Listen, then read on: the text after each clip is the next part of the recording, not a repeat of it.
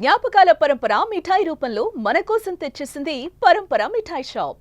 ఈ రోజు ఉదయం 2:30-3 గంటలకి మా అత్తగారు ఇక లేరు అన్న వార్త వచ్చిన తర్వాత అరవింద్ గారేమో బెంగళూరు వెళ్ళారు.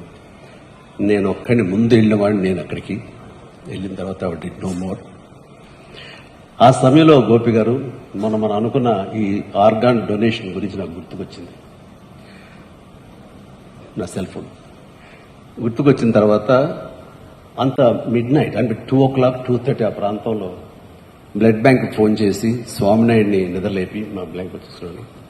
ఎల్వి ప్రసాద్ హాస్పిటల్ ఎవరైనా టెక్నీషియన్స్ ఉంటారా, నేను ఆవిడ కానీ ఐ డొనేషన్కి నేను మిగతా ప్రిపేర్ చేస్తాను అంటే, సార్ ఈజీ చేతి సార్, వాళ్ళు రెడీగా ఉంటారు, స్టాండ్ బై 24/7 అంటే వాళ్ళకి తీసుకురా ముందని చెప్పేసి అరవింద్కి ఫోన్ చేసిన. అరవింద్కి తెలిసి ఎయిర్పోర్ట్కి బయలుదేరాడు.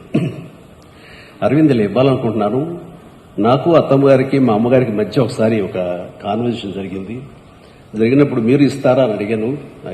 అన్నప్పుడు బాబు కాలి బూడిదైపోయి వస్తాం కదా, అయిపోయి దానికి చచ్చిపోయి ఉంచుకుని ఏం చేస్తాం, అలాగే బాబు నీ ఇష్టం అన్నారు. ఎక్కడ ప్లెడ్జ్ ఫామ్స్ మీద సంతకాలు పెట్టలేదు, కానీ ఆ మాట నాకు ప్లెడ్జ్ లాగా అనిపించింది. ఏం చేయమంటారు అరవింద్ అడిగితే, ప్లీజ్ గో హెడ్.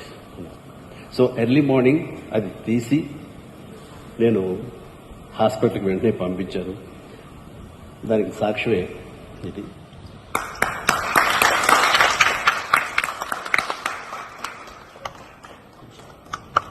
దేవుడు అనేవాడు ఎవరో ఎక్కడో లేదండి, మన మంచి మనసులో ఉంది, మన దాన గుణంలో ఉంది, ఎంతోమందిని మోటివేట్ చేసి మరి ఎంతోమందికి ప్రాణం పోయటంలో ఉంది. ఆ అవకాశం భగవంతుడు మనకి ఇచ్చాడు. భగవంతుడు స్వార్థపరుడు కాదు. నన్ను పూజిస్తేనే, నాకు అష్టోత్తరాలు చదివితేనే, నాకు వ్రతాలు చేస్తేనే, నాకు యాగాలు చేస్తేనే మిమ్మల్ని దీవిస్తానండు. అంటే మీరు కూడా భగవంతులా కీర్తించబడతారా, మీరు చేయండి, ఇదిగో ఈ అవయవాలు ఈ విధంగా చేయండి. డాక్టర్స్ మనకు దారి చూపిస్తున్నారు. డాక్టర్స్ మనకి ఇలాంటి అవయవాలను ఇస్తే కనుక మీరు ప్రాణం పోసిన వాడు అవుతారు. ప్రాణం పోసిన వాడు భగవంతుడే కదరా, ప్రాణం పోసే అవకాశం మనిషికి ఉంది, మీరు దేవుడు అవుతారు అని చెప్పేసి ఆయన చెప్తుంటే ఎంతమంది అర్థం చేసుకుంటున్నారు. కాబట్టి ఇది స్ఫూర్తిగా తీసుకుని ప్రతి ఒక్కళ్ళు ఆలోచించండి.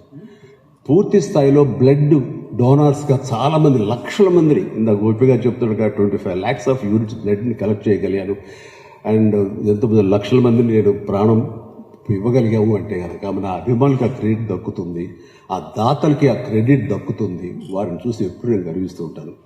అలాగే ఇది కూడా ఒక ఊపు అందుకోవాలి, ఇది కూడా ఒక అవగాహన రావాలి. ఈ రోజున మనకి 2 లక్షల దాకా మనకి లివర్ ట్రాన్స్ప్లాంట్కి ఏదో రకంగా మనకు అవసరం ఉంటే బతుకుండి టిష్యూ మ్యాచ్ జరిగి ఆ ఇవ్వటానికి కోసంగా ముందుకు రాని పరిస్థితి. సరే, ఆర్థికంగా వెసులుబాటు లేదంటే అది వేరే విషయం. ఆర్థికంగా అన్నీ ఉండి డోనార్స్ దొరకగా ఇవ్వలేని పరిస్థితిలో వాడు అలాగే ప్రాణాలు పోతున్నాయి. ఇందాక డాక్టర్ని అడిగితే 2 లక్షల మంది నెసెసిటీ ఉంటే అందులో దొరకక 1,00,000 మంది చనిపోతున్నారు. ఈ ఉండే వాళ్ళలో కొద్ది మందికే 100,000 సంఖ్యలో మాత్రమే జరుగుతుంది ట్రాన్స్ప్లాంటేషన్. ఆ జరిగిన వాళ్ళు సరైన అవగాహన లేక కొంతమంది కొన్నాళ్ళు ఉండి ఆ తర్వాత మళ్ళీ కావలసిన దాన్ని సప్రెసెంట్స్ ఉంటాయి కదండి, వాటిని వాడాలి, అవి రిజెక్ట్ అవ్వకుండా. అలాంటి వాడక సరైన అవగాహన లేక అలా కొంతమంది పోయి ఉండొచ్చు. కానీ బట్ ఇది మరింత ఎక్కువ మంది ముందుకు వస్తే కనుక, మరింత ఎక్కువ మందికి లబ్ధి చేకూరితే కనుక ఈ లివర్ వ్యాధుల మూలంగా చనిపోయే సంఖ్య గణనీయంగా తగ్గుతుంది అని చెప్తుంటే నిజంగా. ఎందుకంటే మిగతాది చనిపోయిన మరణానంతరం ఇచ్చే ఆర్గాన్స్ వేరు, ఈ లివర్ అన్నది బతికుండగానే ఇవ్వచ్చు.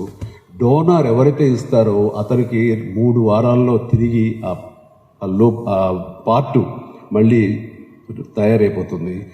లబ్ధి పొందిన రిసిపియంట్కి అయితే కనుక అతనికి 3-4 నెలలు అయిందాలో, ఇఫ్ ఐమ్ కరెక్ట్ డాక్టర్, అతనికి మళ్ళీ తిరిగి లివర్ పూర్తిగా వస్తుంది. అట్లాగా నా మిత్రుడికి డబ్బు లేక చాలా సఫర్ అవుతుంటే ఇందాక చెప్పారు రవీంద్ర గారు, ఆయన దగ్గరికి ఫస్ట్ వెళ్ళాను. రైల్వేస్లో పనిచేస్తుంటాడు. వాడు చాలా పిచ్చిగా బిహేవ్ చేస్తున్నాడు. ఎన్నాళ్ళు బతకడం తెలుస్తుంది, లివర్ సిరోసిస్ వచ్చేస్తుంది, టోటల్గా ఇదైపోయింది. అంటే అతను నాన్ ఆల్కహాలిక్ లివర్ ప్రాబ్లం. అతను తాగుడు లేదు, కేవలం మరి ఎందుకు వచ్చిందంటానికి వేరే కారణాలు ఏమి ఉంటుంటాయి. అతని బిహేవియర్ అంటే ముందుకు తీసుకొచ్చేయండి. ఇక్కడ ద బెస్ట్ లివర్ సర్జన్ ఉన్నారు రవీంద్ర గారు, ఆయన టీం.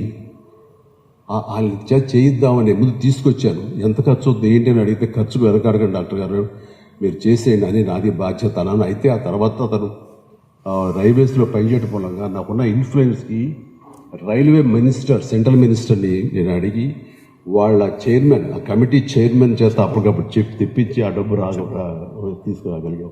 అలా ఎంతమందికి అవకాశం ఉంటుంది, ఎంతమంది సపోర్ట్ చేస్తారు. ఆ డబ్బు రాకపోయినా నేను మరో రకంగా సపోర్ట్ చేసేవాడిని, అది వేరే విషయం. ఇట్లాగా ఇన్ని రకాలు ఉన్నాయి. అట్లీస్ట్ ఈ డిమాండ్ అండ్ సప్లై మధ్య ఇంత గ్యాప్ ఉంది. ఆ గ్యాప్ని తగ్గించగలిగితే ఎంతోమంది ముందుకొచ్చి అది ఎంతో పుణ్యం చేసేవాడు అవుతాం. ఇది ప్రపంచంలో ఎన్నో అడ్వాన్స్గా ఉన్న దేశాలతో పాటు మనం ముందుకు వెళ్ళగలుగుతాం.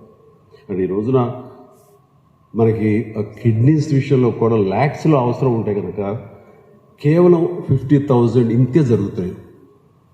ఇక హార్ట్ అయితే కనుక అది లక్షల్లో ఉంటే కనుక ఇచ్చేవాళ్ళు కేవలం 90-100 అనిస్తే చాలా ఆశ్చర్యపోయింది డాక్టర్. అంతకంటే లేవంటారు డొనేట్ చేసేవాళ్ళు. అండ్ ఎంతమంది రోడ్ యాక్సిడెంట్స్లో పోతారు, అండ్ బ్రెయిన్ డెడ్ ఉన్న వాళ్ళు ఉంటారు.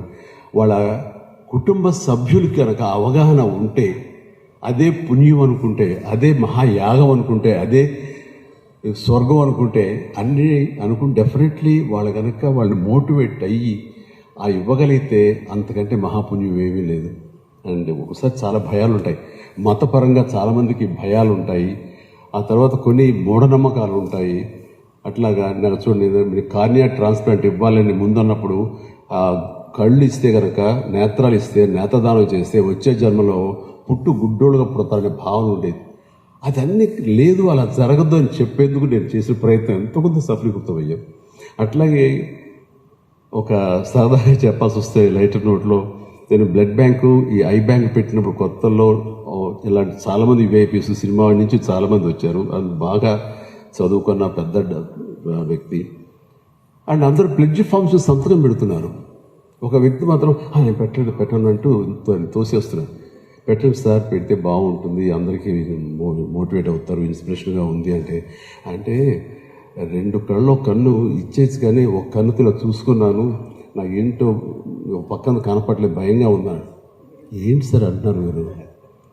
బతికుండగా కాదు సార్, మనం మరణానంతరం తీసుకుంటారనేసరికి నాకు చాలా ఆశ్చర్యం వేస్తుంది. అంటే నేత్రదానం చేయండి, ఐ డొనేషన్ చేయండి అంటే బతికుండగా తీసుకుంటారంటే అంత ఎడ్యుకేటెడ్, అంత అడ్వాన్స్డ్ ఈ సినిమా ఫీల్డ్లో ఉన్న మాకు కూడా సరైన అవగాహన లేదు. అంటే లోపం ఎక్కడుందంటే వాళ్ళు ఎడ్యుకేట్ చేయటంలో ఉంది, వాళ్ళకి అవగాహన కల్పించటంలో ఉంది. కాబట్టి ఈ రోజున ఈ సభకి ఎందుకు నన్ను పిలిచారు అంటే, నాలాంటి వాడితో చెప్పిస్తే ఈ మాట 10 మందికి చేరుతుంది, 10 మంది మోటివేట్ అవుతారు, 10 మంది ఆలోచనలు పడతారు. అది ఖచ్చితంగా వాళ్ళని ఈ ఆర్గాన్ డొనేషన్ వైపు, అలాగే ఈ లివర్ ట్రాన్స్ప్లాంటేషన్ విషయంలోనూ వాళ్ళు ముందుకు వస్తారు అన్నారు. ఇది చాలా అవసరం ఉన్నటువంటి సిచ్యువేషన్ ఇది. కాబట్టి ఈ రోజున యువత కానివ్వండి, ప్రతి ఒక్కళ్ళు కూడా దీని మీద మీరు ఆలోచించగలిగితే, దీని మీద అవగాహన పెంచుకోగలిగితే, దీని మీద మనసు పెద్దది చేసుకోగలిగితే ఖచ్చితంగా ఈ యొక్క ఇదన్నాను ఇందాక, డిమాండ్ అండ్ సప్లై మధ్య ఇది గ్యాప్ తగ్గుతూ వస్తుంది. కాబట్టి మరి ఎంతోమందికి ప్రాణం పోసిన వాళ్ళం అవుతాం.